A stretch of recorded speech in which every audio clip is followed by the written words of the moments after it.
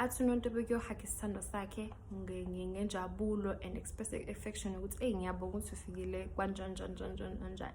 Things you would typically do if you see your loved one. So ke umhlengi avele abande angambambi athi nombamba isandla angafuni isandla sakhe umhlengi. Kubonakala nje ukuthi lo muntu he's distressed. So kuhlaliwe phansi ambuze uNontobeko ukuthi yini inkinga.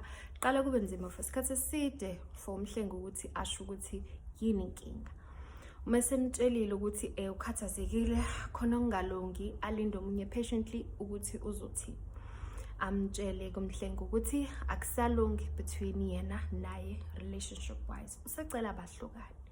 uNontobeko acasuke typical reaction abe nemibuzo yokuthi usutholele omunye umuntu yini, is that why ungasangithanda? Athi umhlengi nca ayikuthi sengitholele omunye umuntu kodwa isizathu sangempela esenza ukuthi ngihlukane nawe angeke ngikwazi ukusdisclosure at this time, ngikwazi ukukutshela. Ngiyathemba kodwa ukuthi ngelinye ilanga uyokwamkela futhi uqhubeke nempilo yakho, which is not closure for uNontobeko. And simbona umhlengi emshiya uNontobeko ekhale eflatini lakhe balisa ngothando abenalo for yena.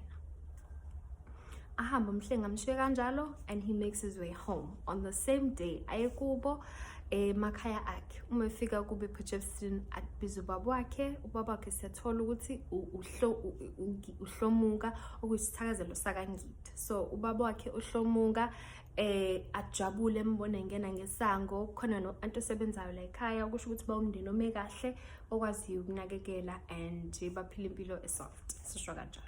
So ke afika umhlengi siyathola ukuthi ubaba wakhe is a farmer, umlimi unama farm nje wisiqhuma masasendaweni. So afika umhlengi bamsikela ikhekhe kuba khona ama pleasantries between them. Then athi ubaba ambona ubaba ukuthi cha ingane yami khonto ekhathazile, let me do something to cheer him up ezokhululeka angitshathini emphathe kabi. But before efuna ukuthi indodana ikhulume naye ube nesipho afuna ukusinikeza indodana. So mase inikezile indodana isipho sakhe okwakuyiplaza, although ingane yakhe umhlengi uyena wayengasebenzi. Ubaba wakhe wathi propose ukuthi leli plaza njengoba ngikuthengela lona ngiyakuthengela kodwa mina ngizolimanage wena uthola iprofit yalo. What a gift. So ke ajabule umhlengi but still kuyabonakala ukuthi usa distressed khona into esekhanda lakhe emxakile ngempela.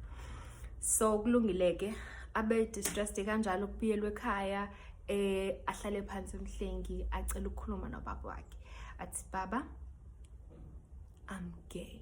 He drops a bombshell umhlengi atshela ubaba wakhe ukuthi he's gay